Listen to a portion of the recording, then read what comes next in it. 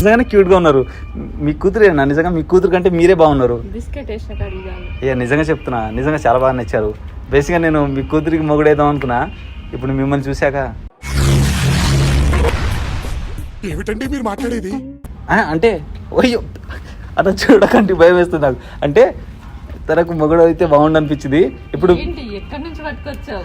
ఇప్పుడు మాట్లాడుతున్నాడు పిచ్చి పిచ్చిగా. చెప్పు కదా, ఎందుకు చెప్పు చెప్పు బుజ్జి, బుజ్జి చెప్పు, ఏం కాదు.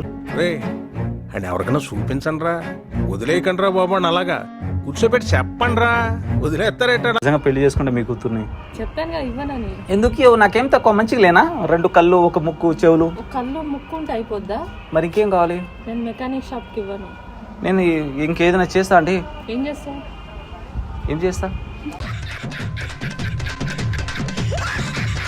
కూతుర్ని మంచి చూసుకునేంత ప్రేమ ఉంది. గ్యారంటీ ఏంటి? నేనే గ్యారంటీ అంటే. నిజంగా అరే ఎలా నమ్మాలి నేను? అంటే నిజంగా చెప్తున్నా, ఐ లవ్ యూ అంటే. సారీ, నిజంగా మీ కూతురు అంటే. ఎవరురా నువ్వు? ఇంత టాలెంటెడ్ ఉన్నావు?